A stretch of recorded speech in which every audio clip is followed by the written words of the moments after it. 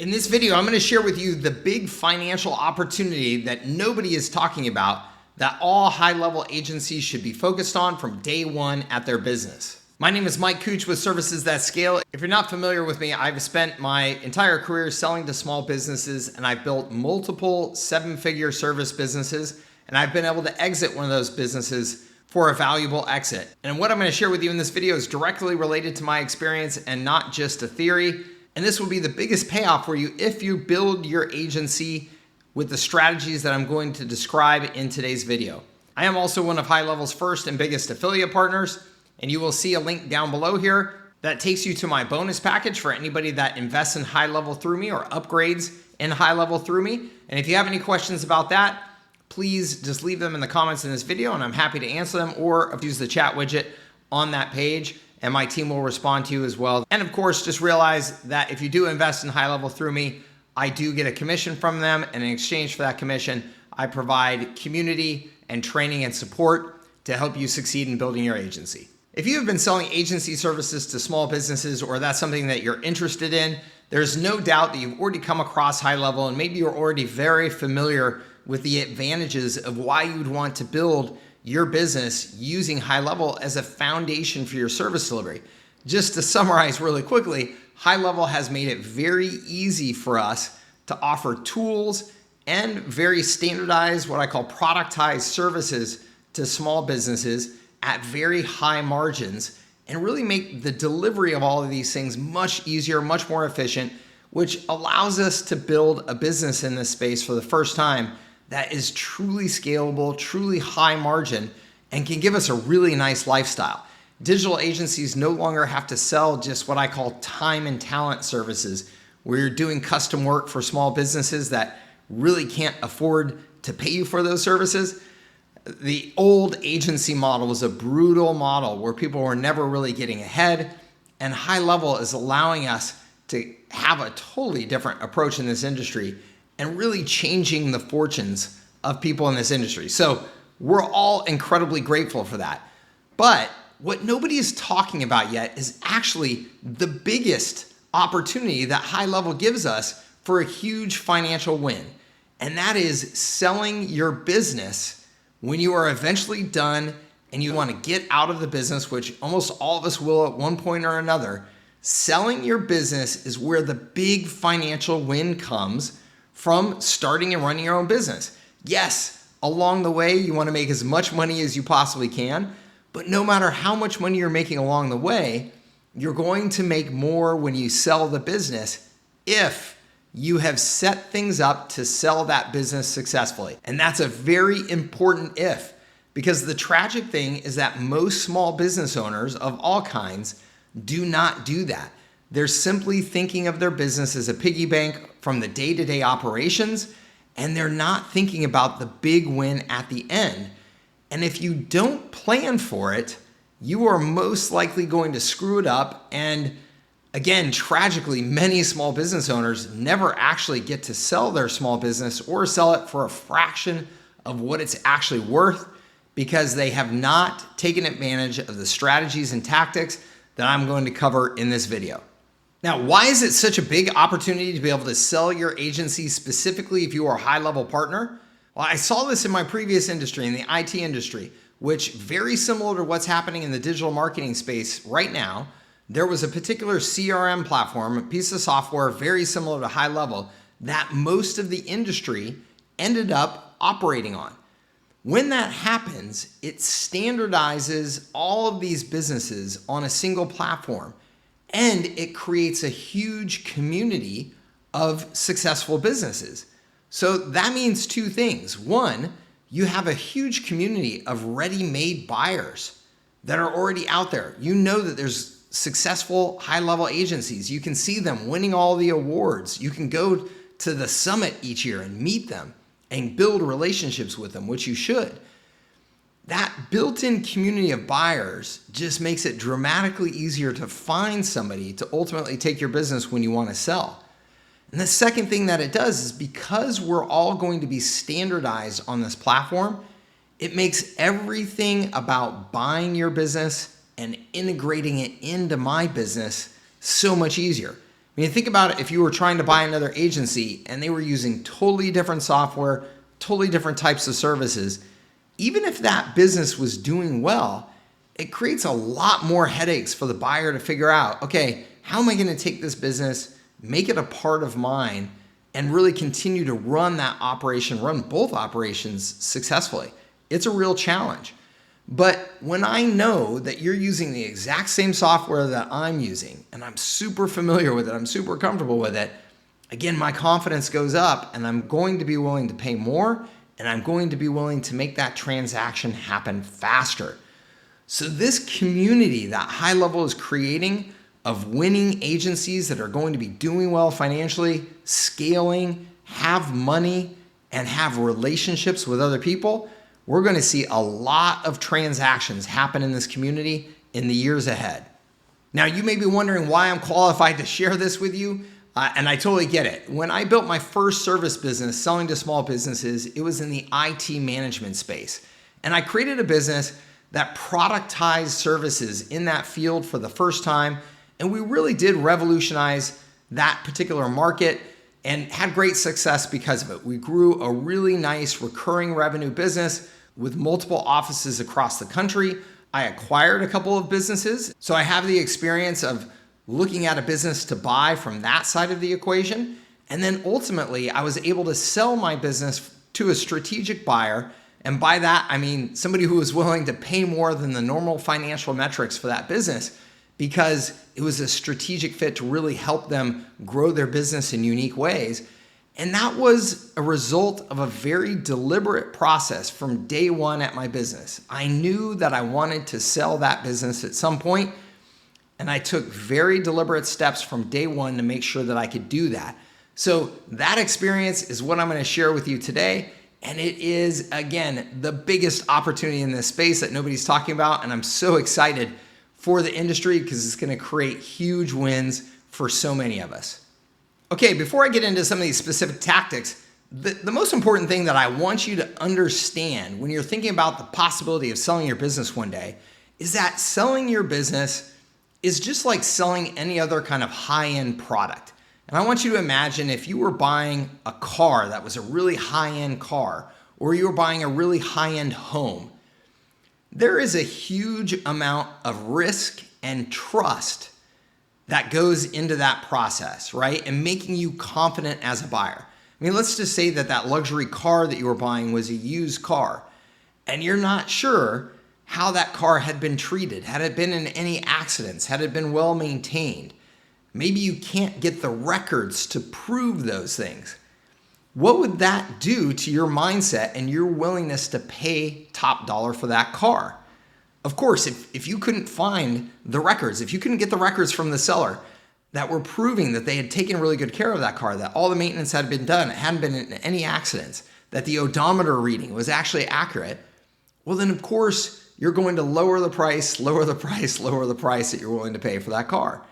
Imagine again if you were looking at buying a big, beautiful home, but you couldn't find any information about what had been done with that home. Had it been designed and built properly? Were there any environmental risks in that community? Were there any hazards or history that had happened at that home that could impact the price of that home that you need to know about? If you don't have good information about that home, then of course the price that you're going to be willing to pay for it is going to come down and down. And this is exactly the case when you go to sell your business. If you have not prepared to sell that business, if you have not thought through what is going to make this business as attractive as possible to the deepest pocketed buyers out there, well, then you're going to lose out on that big financial upside because you're not going to create that trust and confidence that a buyer with deep pockets wants. So everything that I'm going to share with you today is about creating that trust and that confidence, and also making sure that the buyer of this new business is going to have a high degree of success being able to take what you built and expanding upon it, right? Because When somebody buys a business as opposed to a house, in most cases, if they buy the house, sure, they may do some, minor upgrades and things like that, but generally the house is the house. Versus if you're buying a business, your plan is most likely to continue to grow and expand that business so that it's even bigger, even more profitable, so that one day you'll be able to sell it to somebody else, but you're going to get an even bigger reward for doing so because you've expanded that business over time. So not only do you want to prove that the history of the business is what it is, but you want to make sure that you've done everything that you can to demonstrate to them that that business still has growth potential and that it's not going to be that hard, right? The harder it seems to operate and grow your business, the lower the price I want to pay because the less confidence I have that I'm just going to be able to take that business and run with it and expand it.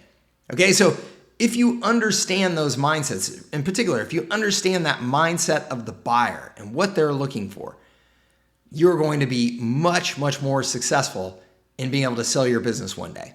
Now, you may be thinking, Mike, I'm just getting started with my business. Is this way too early to be thinking about selling it? And absolutely not. In fact, that is the first lesson that I want to share with you here in this video, is that you should be planning on selling your business and operating your business as if you're going to sell it from day one.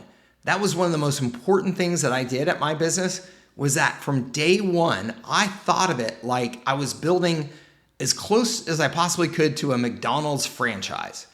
I wanted to make sure that my business was operating with very clear systems and processes and documentation so that one day when I wanted to sell it, I would be able to hand that over to a buyer and say, look, here's the playbook.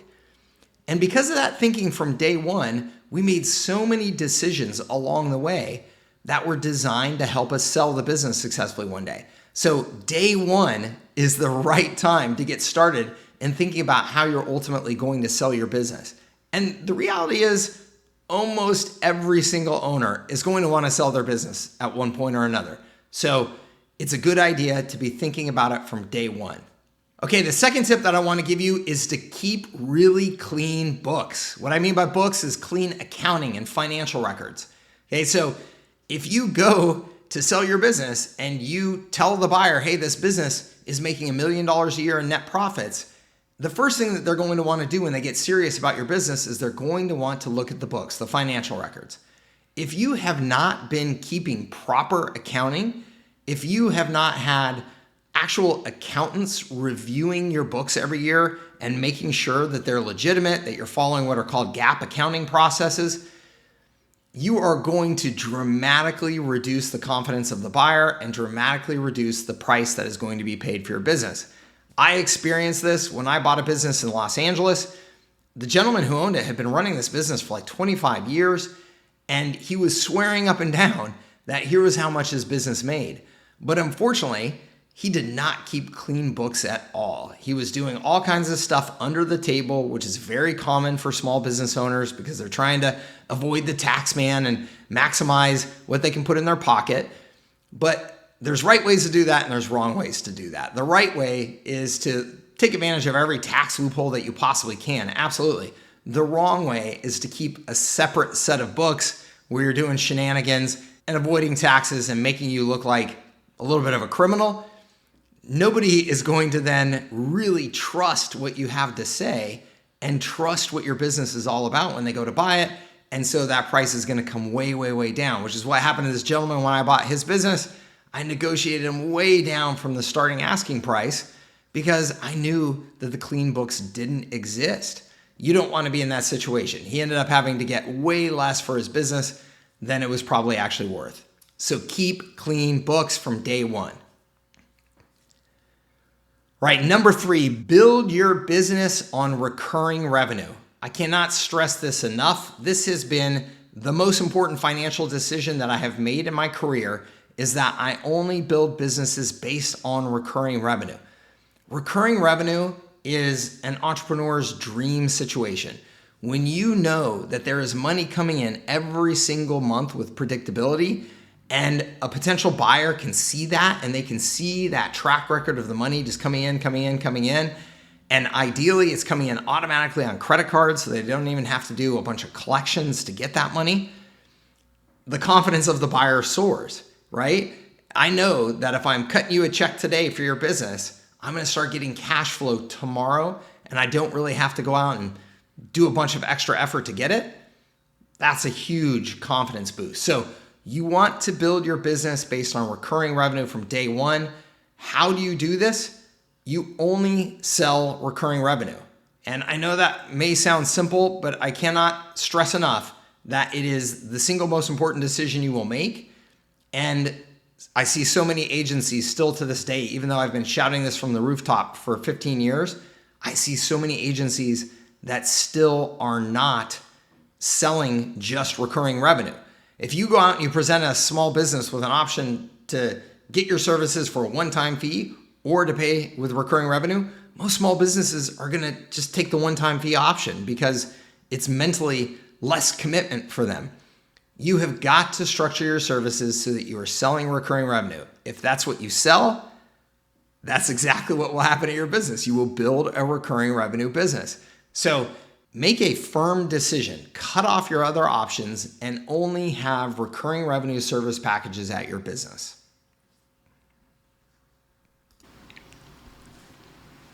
All right, the next thing that you want to do is make sure that you have very standardized service packages.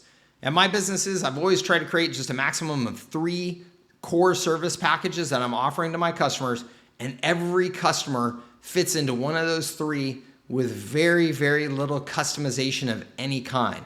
And again, this is all about making your business easier to understand and making the future buyer realize that they can run this business. If you have a bunch of different service packages, or worse, you don't even have clear service packages at all, you're just signing up customers and just kind of doing things willy-nilly for them, again, that buyer is going to wonder, how am I going to maintain this? Like, how do I staff this properly? What are the margins from one customer to the next? How do I expand this? So you want to just limit and standardize the services that you offer, so it's very easy for that future buyer to understand and continue to run with.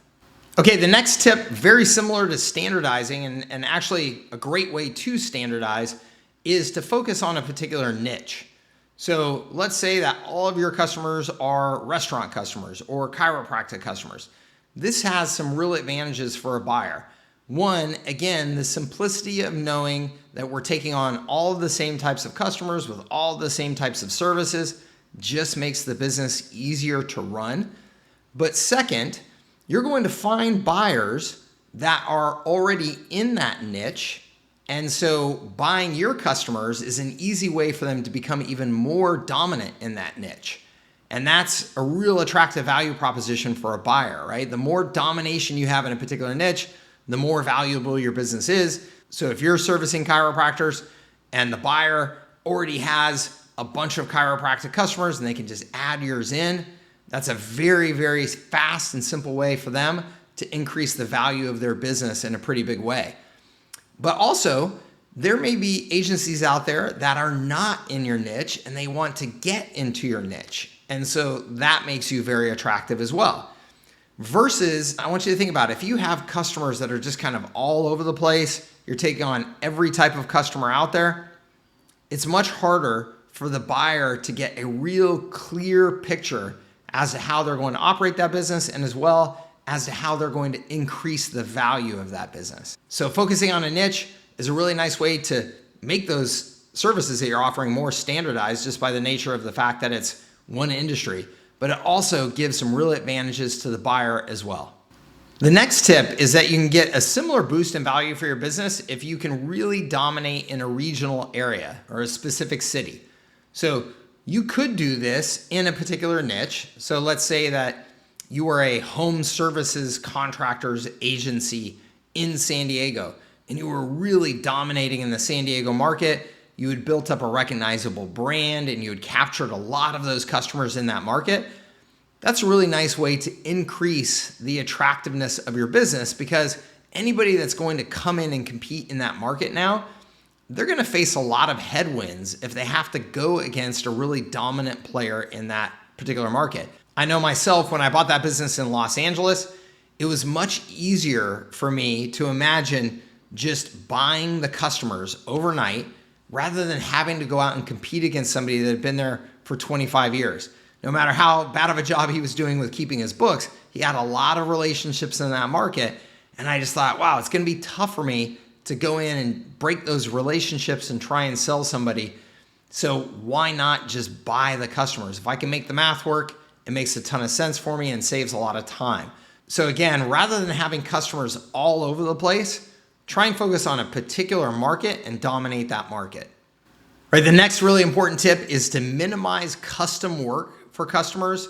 And really what I mean is like time and talent projects. Anything where you're selling your time and selling your talent rather than selling those standardized service packages that we talked about earlier. Agencies can be really attracted to this kind of work because the dollar value of it can be pretty nice. I can sell somebody a $15,000 website, but custom services like that, while they may inflate the top line of the business, oftentimes have low margin, but they're also just much harder to sell and maintain than those standardized service packages. And you are most likely going to have to carry some sort of additional overhead, some sort of additional staff at your business to be able to make those services work. And to a buyer, man, I don't want to see any extra headcount that I have to take care of, any extra benefits that I have to pay. All of that is risk to me. And so I would much rather see that you are not doing any of those services or as little as possible, and that your entire focus of your business is on those standardized recurring revenue packages. So I know that custom work where you might be able to get that extra $10,000 sale or $15,000 sale for doing something custom can seem very attractive at the time. It's almost always just a complete distraction at your business that should be avoided. The next step is to make sure that you have clean contracts at your business. And what I mean by that is you have some sort of terms of service or legal agreement with your customers.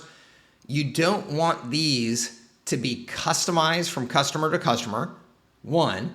And two, you want to make sure that at some point or another, a lawyer has reviewed them and make sure that there's no glaring mistakes or liabilities in your agreements.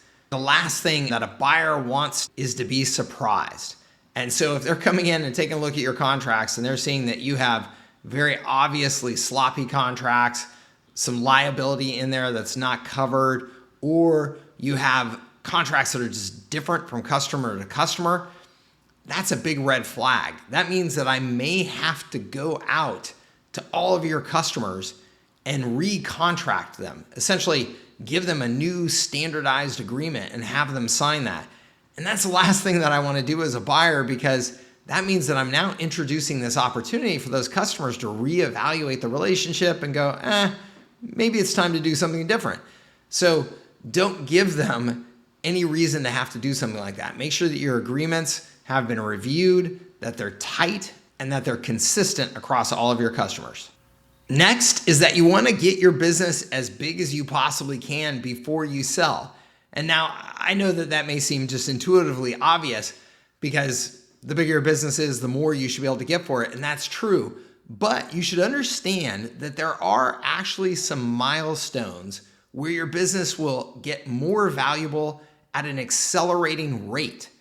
Okay, so what I mean by that is if you have a business that's doing $500,000 a year in revenue, in most cases, a buyer is going to still look at that as a very small business. And anytime a business is very small, it still just means that there's a lot of risk to it. Versus if you had a $50 million business, as a buyer, I would think, wow, this is really something. There's a lot more security and stability just in the fact that there's $50 million in revenues versus 500,000. Now, I'm not saying that you have to get to $50 million in revenue, but I am saying that there are these psychological milestones that are actually proven. So as an example, when a business hits $1 million in recurring revenue, that business will get a better purchase multiple just because of that increased perceived confidence from the buyer. So in other words, at $500,000, maybe I would pay 1 times revenue. So I would pay $500,000. But at $1 million, maybe I'd pay 1.3 times revenue or 2 times revenue because I have more confidence in the business. Another milestone is $5 million.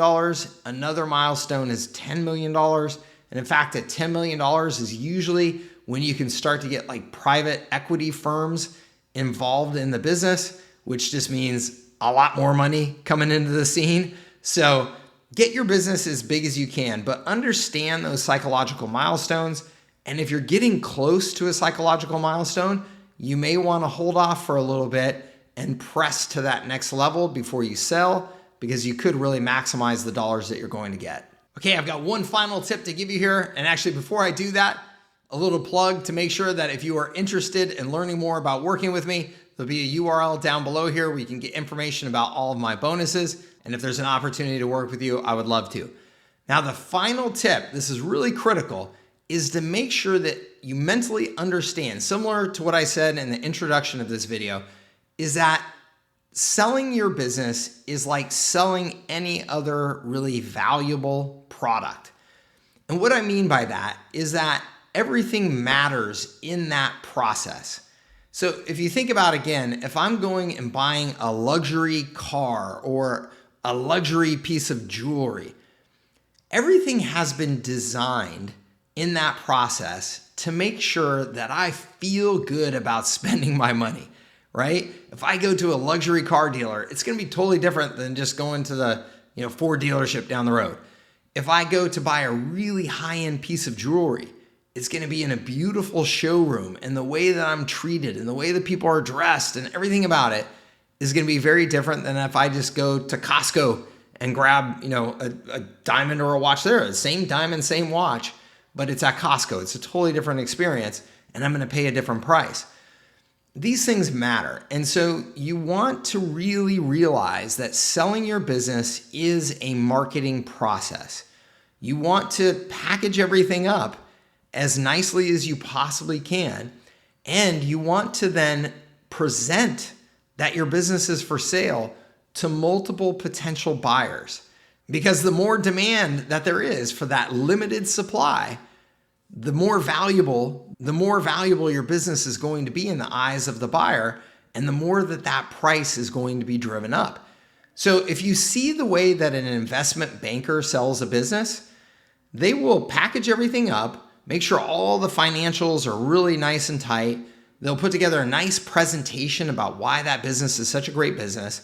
And then they'll go out to multiple buyers and they'll have a time frame on it and a very clear process. They'll say, hey, look, this business is for sale. We're accepting offers between now and this date, 45 days later. At that 45-day mark, you've got to submit your bid, you've got to put down a deposit, and you've got to sign a non-disclosure agreement to make it to the next phase. They're doing this because they are really driving that perceived value of the business, and they're going to round up as many potential buyers as they can to participate in that process. You want to do the same thing. I'm not saying that you have to run it exactly like an investment banking firm, but you should learn from them. And you should just make sure that you are actually really thoughtfully designing that process of selling your business, because that's going to make a huge difference in the ultimate price that you're paid. Okay, I hope that this was helpful for you, and I hope that you take advantage of these lessons that I learned in buying businesses and selling my own business. If you do, I promise you, you will have a tremendous financial reward at the end of doing all of this hard work to build your business, which is what it's all about. So I wish you the very best of success. I think that we are in the very best time to be in this industry, thanks to what HighLevel has done for us. And I hope that you're going to take the opportunity and run with it. Again, if you'd like any more information about working with me, there's a URL here down below where you can go get information on that. And if you have any questions, please post them in the comments of this video. I answer them all personally. Please like and share this video if you think there's anybody else that would get some good value out of it. And I look forward to seeing you on a future video. Take care.